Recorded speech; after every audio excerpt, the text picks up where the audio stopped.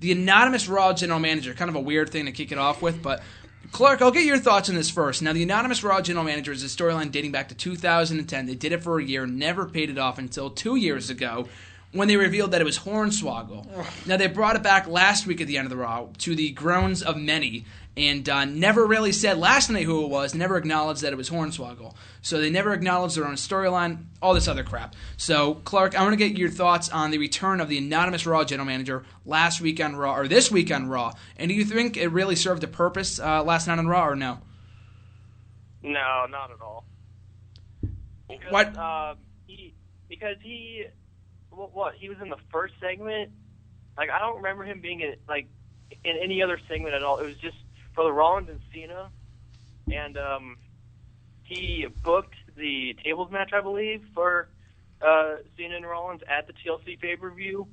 But other than that, that was it. So, yeah, the anonymous Raw GM was really pointless. It's pointless now. It was pointless back then. Yeah, I don't know. It was just bad.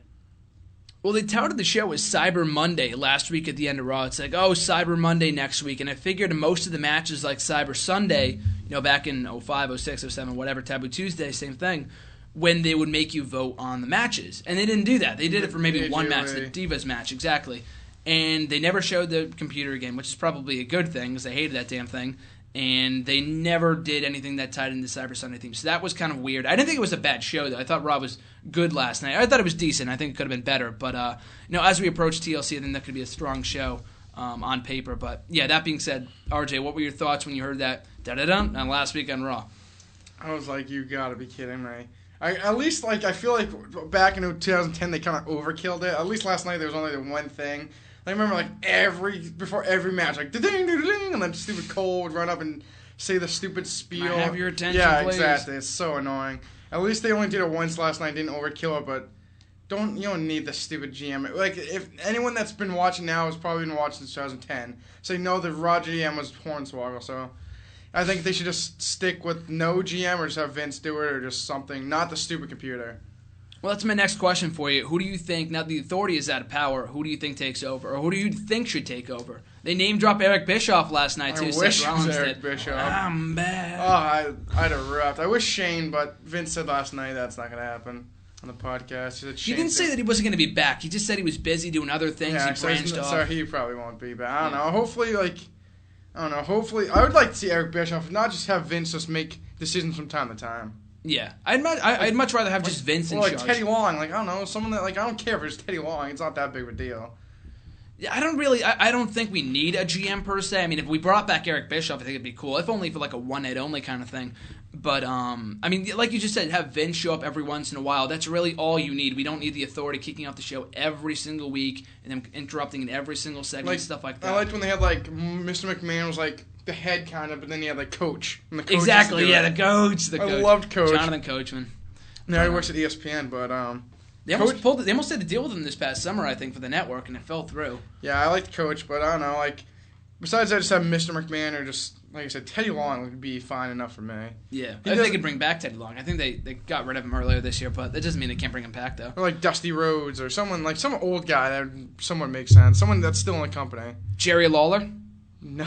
Someone said that last week. What do you think about Jerry Lawler? Get him off commentary, I guess. That's true. That's or a plus. I wouldn't mind if JBL was the GM. I hate him on commentary. Yeah, he was GM of NXT for a while, too. Sucks on commentary. The whole commentary is terrible right now. No, I don't really mind Michael Cole. Jerry Lawler sucks, but I hate No, but I mean, all three of them together are bad. Well, they have no one else. Who else is going to call? Renee Young? No, she's not ready right now. Tom But that's Phillips? what I mean. Well, they can call in JR at any point. At any no, point him and Vince have beef, they said. No, they didn't say they had heat. They said something. We'll get into that a little bit later before we get into that. But, we'll get into that in a minute. We'll talk about the Stone Cold podcast in a second.